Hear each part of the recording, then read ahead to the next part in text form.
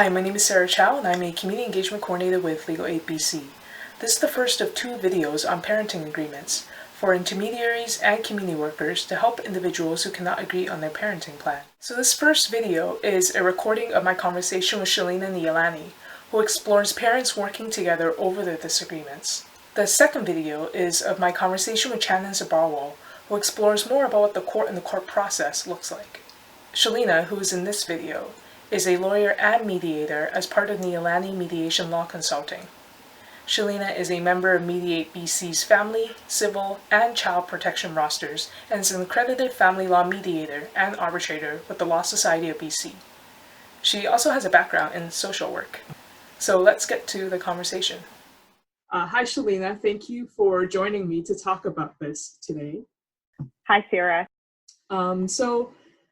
Shelina, in your roles, you're very familiar with conflict management and navigating through difficult conversations. What is the approach when there is disagreement around a new parenting agreement? Thanks for asking, Sarah. That is a really important question. And the first thing that I try to have parents understand is that the law, both the Family Law Act and the Divorce Act, encourage parents to try dispute resolution before going to court. And these laws, the encouragement for parents to go to dispute resolution is based on years and years of research that shows that outcomes for families and children are much better if parents can work things out.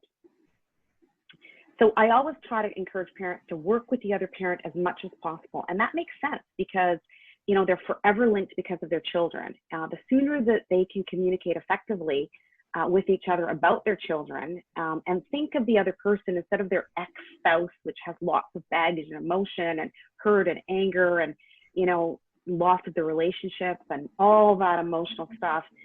If they can shift their thinking and just think about that person as a parent of their child, and that they have a common goal.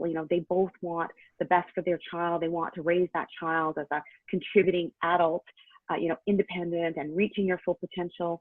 And so if they can focus on that, the better it is for themselves as well as the children. And there's lots of resources and, information available to help them sort of get to that place. So it's really important initially to check in with them about where they are and to provide them with those resources and that information and that perspective. So that's sort of where I start. So what do parents need to work out for the parenting plan? So usually if both parents live together, they continue to be guardians under the Family Law Act, which basically means that they're responsible for caring and bringing up their children and making decisions for their children. Just because parents are separated doesn't mean they stop having the responsibilities of being a parent. And so one of the first things that they have to decide is, how are they going to raise their children? How are they going to make decisions about the children? How are they going to share those responsibilities?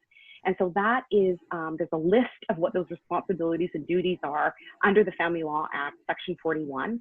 It includes things like school, activities, religion, dental care, health care, living arrangements, all that sort of stuff. And,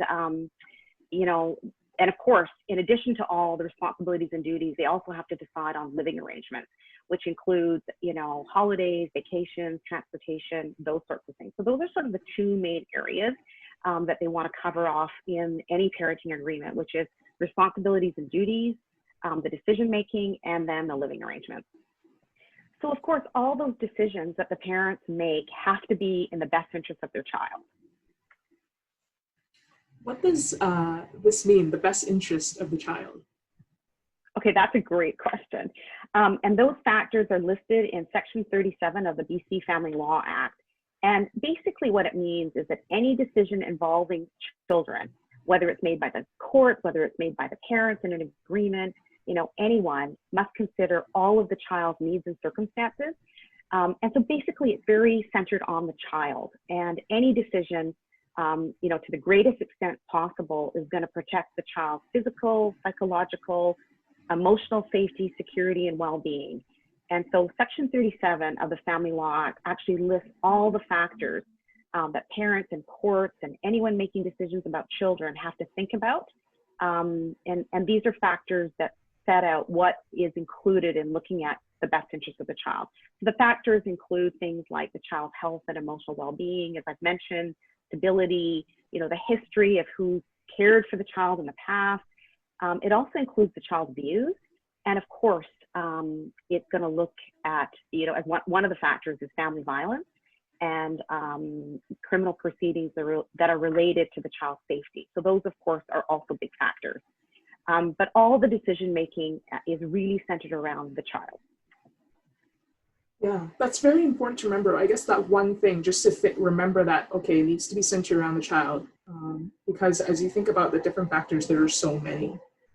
So how would you encourage parents to go about this? So the first thing is to educate themselves as much as possible. There's lots of helpful resources that parents can refer to give them legal information about, for example, responsibilities in decision making, how to share those responsibilities. There's resources online like legal aid websites and other websites. They can also get initial legal advice. That doesn't mean that they're going to court. It doesn't mean that they're going to be adversarial.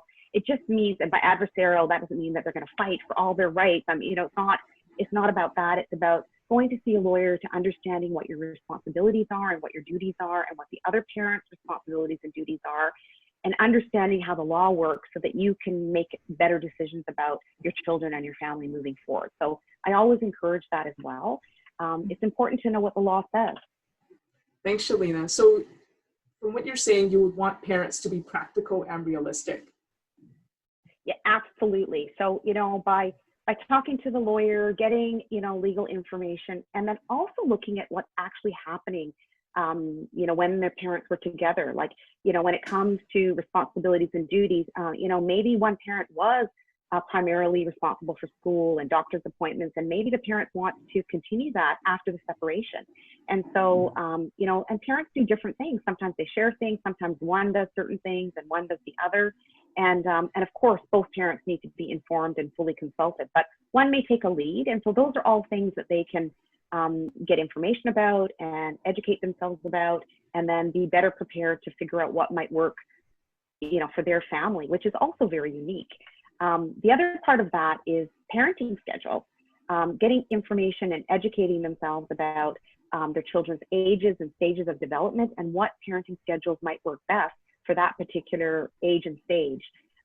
So for example, a parenting schedule for a baby is going to be very different than a parenting schedule for a teenager. And so those are just sort of, things that you can remind the parents about in terms of, getting all the information. The main thing that I really try to tell parents with respect to this, whole thing around parenting schedules is I view it as the right of the child to have a meaningful relationship with both parents. Again, research has shown that it's really important for children in terms of their well-being and development, that they have those meaningful relationships and healthy, good relationships with both parents. So that, again, to make sure the parents are focusing on the children. So that's really important. So it's really good if parents are aware of all these things. You're sharing some very, very important and valuable information that will be helpful to many. But say if the two individuals cannot work together and talk through all these different aspects, what then? What suggestions, what other options would you suggest in those situations? So once the parent has done that preparation work, which is, getting that legal information, you're absolutely right. They have to figure out how to reach out to the other parent. There's also helpful information on how to communicate with the other parent and also how to negotiate. And you're right, it can be really challenging because the parents may have a lot of fear. They may have anger towards the other parent. They still could be upset about the breakup. So they have to kind of navigate the emotional pieces around all of that. And they may have just very different views about what's important for the child. One may be, very rule oriented and, want things on a schedule. And the other one may be more laid back. And so again, you're working with parents that may be very different, have different values. And so, it may be hard for the parent to figure out how to reach out to the other parent. So again, I want them to sort of sit back and reflect on how to best approach the other parent. It's really important to try to take the emotion out of it, to be factual, if they're going to be proceeding by email, like reaching out to the other parent by email, trying to make sure it's respectful in tone, maybe reading it out to a friend or sending it to a trusted friend in advance to make sure, it doesn't have those triggers in it that, sometimes nobody can trigger you, like your ex-spouse. I've heard that from a lot of parents. And so, to think about what might trigger you and what might trigger them as you're going through this communication and negotiation strategy. And then, of course, in addition to communication strategies, there's also some negotiation tips and strategies that the parents can think about and that are available.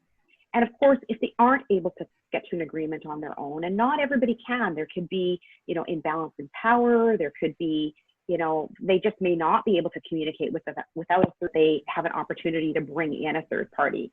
And there's some low and no cost services available, such as through Legal Aid's Family Resolution Center. And that's a service that helps parents with an online negotiation tool.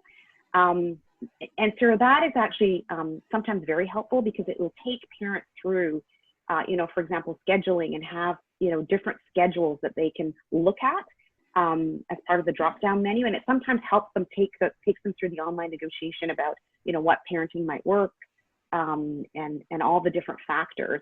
And then, of course, if they aren't able to reach an agreement, they have access to online family mediation. So that's, sort of a resource that the parents can rely on as well. There's mediators through family justice counselors and Mediate BC. So there are third parties that can help them because, maybe they can't get agreement on everything or even some things. And so it's really helpful to have a third party professional help them through helping them get an agreement. And the other thing too is that, sometimes even with a third party and even, if parents have done everything they can, they've tried to educate themselves and, learn about the law and learn about, what might be best for the kids and reached out to the other parent and even got a third party to help them, maybe they still can't reach an agreement. And then for those parents, court still remains an option. So in this first part of the conversation with Shelina, she discussed how parents may be able to work through their disagreements over their parenting plan, with a firm focus on the best interest of the child.